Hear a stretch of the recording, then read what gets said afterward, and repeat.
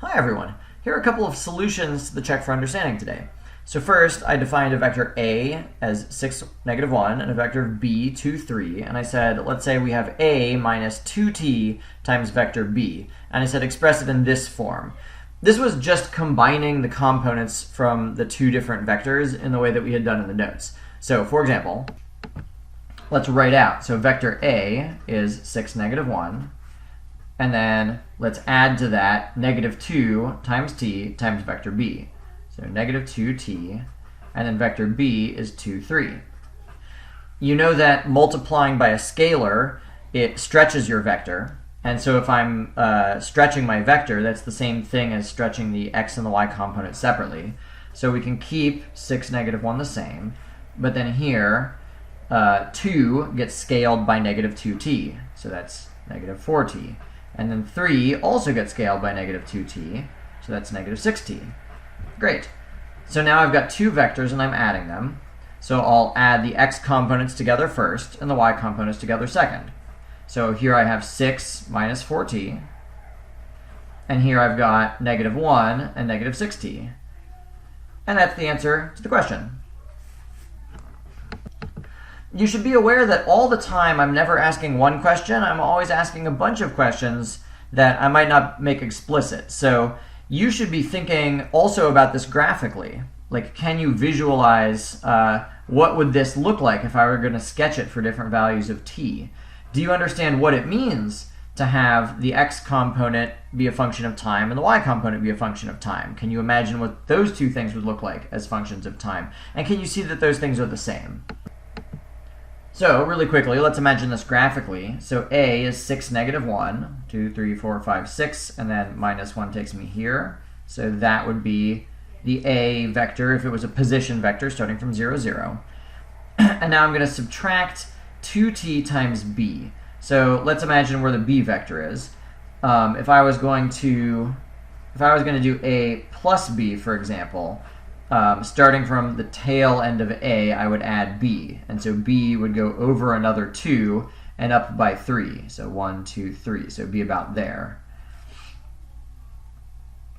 So something like that.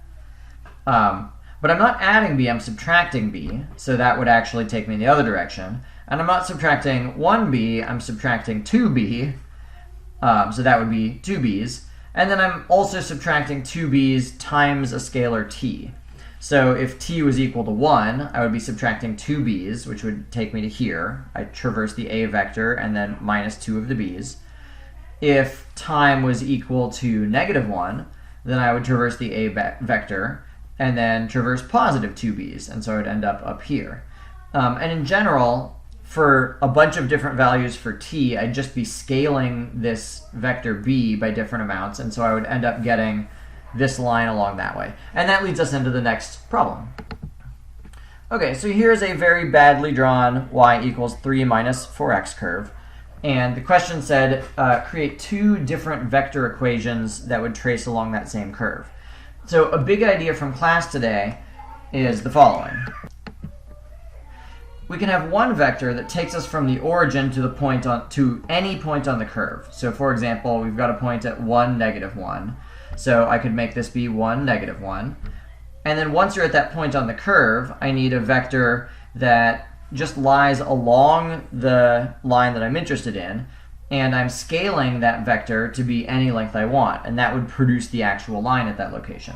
So an easy vector that I know lies along this line would be the slope of the line. I know I can go over 1 and down 4. So if I made this 1, negative 4, I know for sure that this vector equation, which I could call v as a function of t, starts by moving to the line, and then I have a vector that's along the line that can scale to different lengths.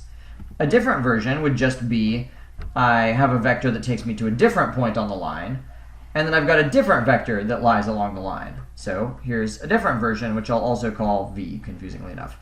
So I know that 0, 3 is on the curve. So I'll go up to 0, 3. And then I'll have a scaled vector that lies along my line. So before I went over by 1, down by 4, what if I go left by 1, up by 4? That should also work, right? Cool, so there, I've done it. I've gotten 2. And you could generate more if you wanted to. Have another vector that takes you to a different point on the curve, and then have a different scaling of your vector that goes along the line. So lots of different possibilities.